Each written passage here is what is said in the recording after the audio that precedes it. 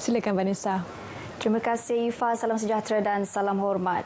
Seramai 456 warga emas di Limbang telah menerima suntikan vaksin COVID-19 bagi dos pertama di bawah program imunisasi COVID-19 kebangsaan fasa kedua yang berlangsung di Pusat Pemberian Vaksin Dewan Suara Limbang.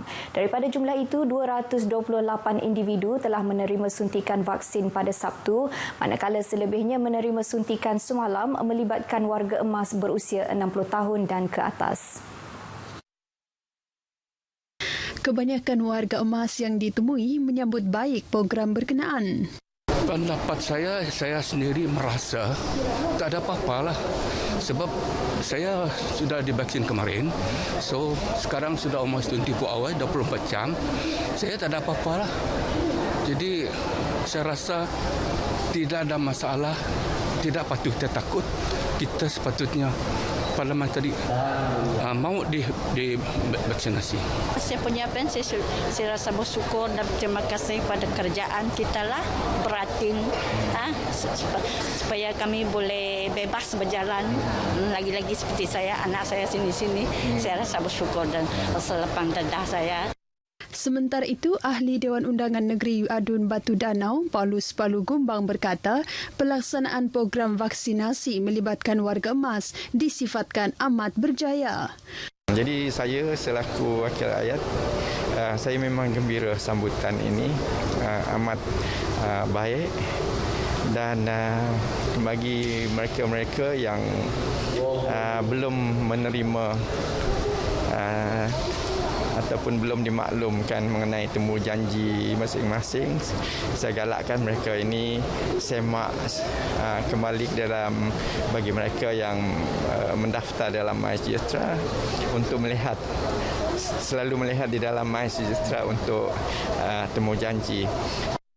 Justru beliau memohon bagi individu yang masih belum mendaftar untuk mendaftar sebagai penerima vaksin melalui aplikasi MySejahtera, klinik-klinik berdekatan atau melalui Jawatan Kuasa Kemajuan dan Keselamatan Kampung JKKK masing-masing.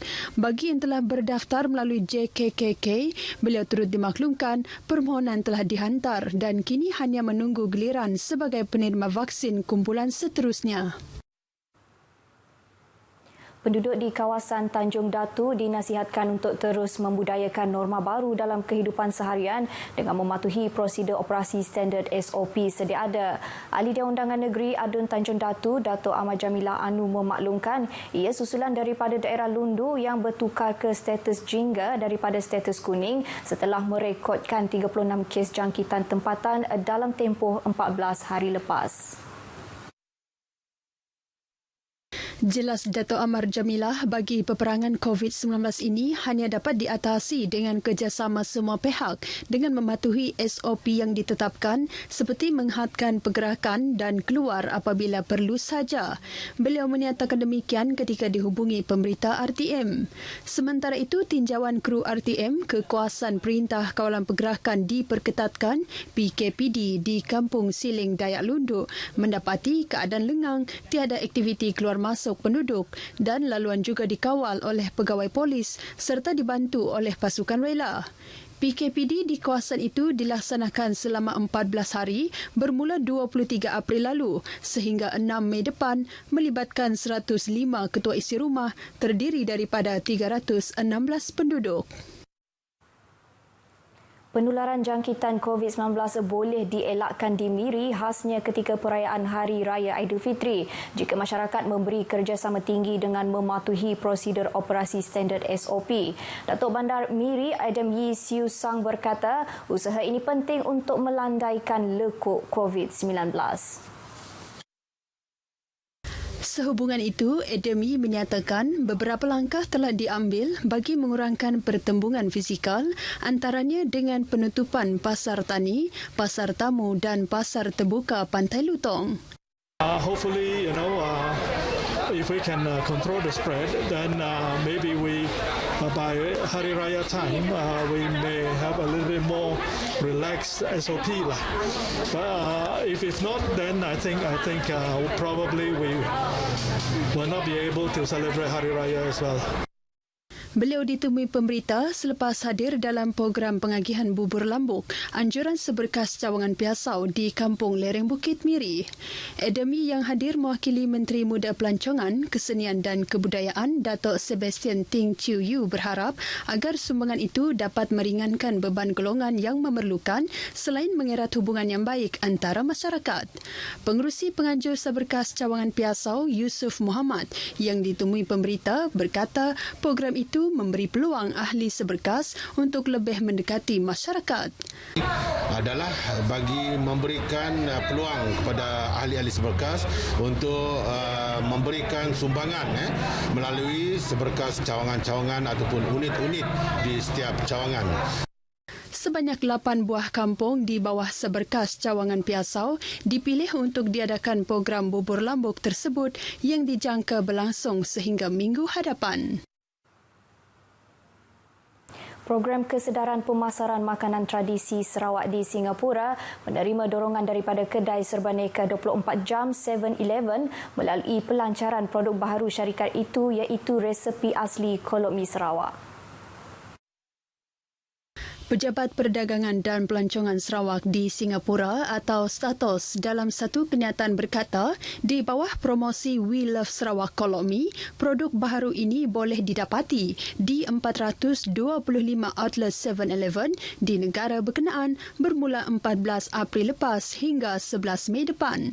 Dengan pembelian produk itu di kedai serbaneka terbabit, pembeli layak untuk memenangi 2 tiket bagi menikmati pelancongan jejak makanan Sarawak di Singapura. Kempen berkenaan akan dipromosikan di semua outlet 7-Eleven, platform media sosial 7-Eleven dan Statos serta diiklankan di luar galeri Statos. Siri jelajah Ramadan RTM diteruskan di Bandar Bintulu dengan menyantuni golongan asnaf. Program itu dijayakan dengan kerjasama pihak urus setia saudara kita USK bahagian Bintulu. Menurut pengerusi USK bahagian Bintulu Jamal Abdullah, program ini melibatkan pengagihan sumbangan di Kampung Sungai Pelan. Terdapat 20 orang penerima bantuan berupa makanan dan keperluan asas bagi meringan beban mereka dalam bulan Ramadan ini. Kita memilih Kampung Sungai Pelan Lot ini untuk hari ini memandangkan ramai dan saudara kita yang berada di Sungai Pelan dan kebanyakan mereka yang bekerja di Bintulu berpusat di Sungai Pelan sini. Untuk hari ini penerima sumbangan berjumlah 20 di Sungai Pelan dan keseluruhannya 120 yang merangkap daerah Tatau, daerah Sebau, Bandar Bintulu dan Nyalau selain daripada Kuala Nyalau. Selain sumbangan kepada golongan asnaf, pada sebelah petangnya pula Bintulu FM mengagihkan juadah Ramadan kepada petugas di 4 lokasi SJR sekitar Bandar Bintulu. Sekian berita dari Sarawak, kita kembali bersama Ifah di Angkasa Puri. Silakan. Baik, terima kasih Vanessa.